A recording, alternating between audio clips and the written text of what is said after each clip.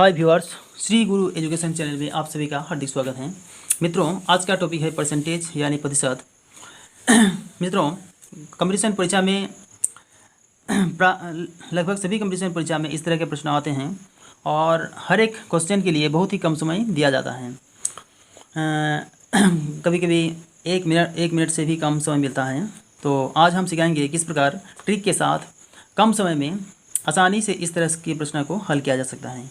तो चलिए शुरू करते हैं। पहला क्वेश्चन है, एक आदमी 40% भोजन पर, 20% किराए पर, 12% यात्रा पर और 10% शिक्षा पर खर्च करते हैं।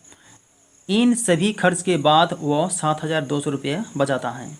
तो यात्रा पर व्यय राशि ज्ञात कीजिए। तो चलिए इसको इस तरह से हल करेंगे। देखिए, उनकी आय अपने आप में 100% है, 100% है। इनमें से खर्च करता है 40%, 20%, 12% और 10%। तो कितना बचाता है? 100% से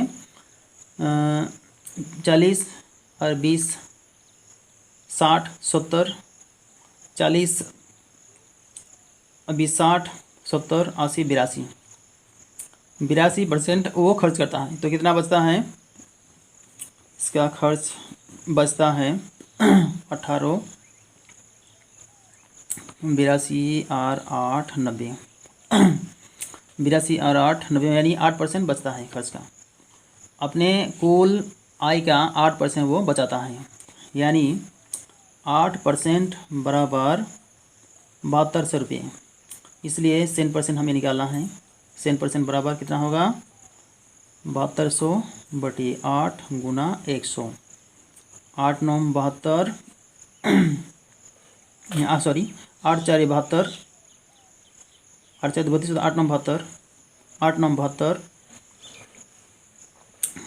8 9 72। अच्छा, 40%, 20%, 12% और 10%। तो कितना? 40 और 20, 60, 70, 80, 82%।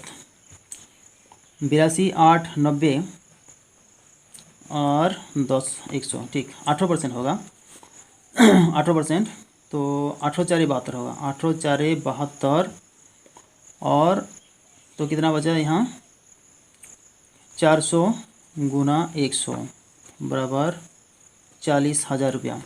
उसका कुल आय होगा 40,000 रुपया। तो कुल आय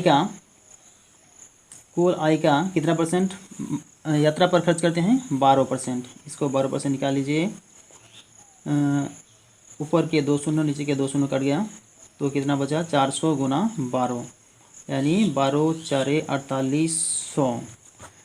मित्रों, यात्रा पर व्यय राशि होगा 4800। ये होगा आपका सही आंसर। चलिए नेक्स्ट क्वेश्चन है, जब एक भिन्न के अंश में 10% की वृद्धि और हर में 20% की कमी होती है तो परिणामी भिन्न 5/8 हो जाता है। मूल भिन्न क्या होगा? मूल भिन्न क्या है? मान लीजिए पहले अंश था 100 और हर अंश बटे हर। चलिए, अंश बटे हर। अंश 20% वृद्धि यानी 110 और हर 10% वृद्धि यानी 110 और 20% कमी यानी 80। 100 में से 20 घटाने पर 80।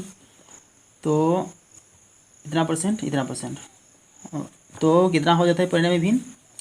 परिणामी भिन्न हो जाता है 5/8।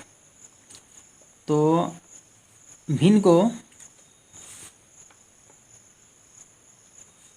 का पूरा अंश बराबर भिन्न का पूरा भाग बराबर 1 होता है।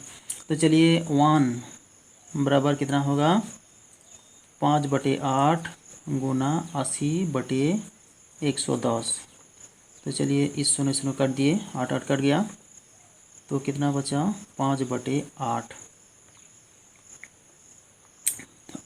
5/8। तो आपका सही आंसर होगा 5/8 ही तो आ रहा है। 5/11, 5/8 नहीं, 5/11। तो आपका सही आंसर आ रहा है 5/11। ये होगा आपका मूल भिन्न। तो चलिए नेक्स्ट क्वेश्चन है, जब एक आयत की लंबाई में 20% की वृद्धि होती है और चौड़ाई में 10% की कमी होती है, तो इस आयत के क्षेत्रफल में प्रतिशत परिवर्तन ज्ञात कीजिए। तो मान लीजिए पहले आयत की लंबाई 100 और चौड़ाई 100 थी। लंबाई 100 और चौड़ाई 100 थी, तो क्षेत्रफल कितना था? 10,000 था। और वृद्धि होने के बाद आयत की लंबाई होगी 120 और चौड़ाई 10% कमी मतलब 90 होगा। तो क्षेत्रफल कितना होगा? क्षेत्रफल होगा 12 108 और ये 2 शून्य 10,000 10,800 मतलब वृद्धि हुई है। कितना वृद्धि हुई है? 800 वृद्धि हुई है। कितना में? 10,000 में वृद्धि हुई है। तो 100 में कितना? 100 में होगा, देखिए ऊपर के 2 शून्य, यहाँ 2 शून्य, ऊपर के 4 शून्य, नीचे के 4 शून्य कट गए। तो कितना वृद्धि हुआ? 8% वृद्धि हुआ। तो आपका सही आंसर है 8। तो चलिए नेक्स्ट क्वेश्चन है, एक परीक्षा में राम अधिकतम अंक 30% प्राप्त करता है और 80 अंकों से अनुत्तीर्ण हो जाता है, यानी फेल हो जाता है, और श्याम 200 अंक प्राप्त करता है और 15% से अनुत्तीर्ण हो जाता है। तो परीक्षा के अधिकतम अंक क्या है, यानी फुल मार्क कितना है? देखिए इधर राम का अंक लिखेंगे और इधर श्याम का। तो राम 30% अंक प्राप्त करता है और 80 अंकों से अनुत्तीर्ण हो जाता है, और श्याम 200 अंक प्राप्त करता है और 15% से अनुत्तीर्ण हो जाता है। यानी इसका पास मार्क कितना है और यहाँ पास मार्क कितना है? दोनों एक ही परीक्षा दे रहे हैं, इसलिए दोनों का पास मार्क तो बराबर होगा, इसलिए यहाँ बराबर होगा। तो चलिए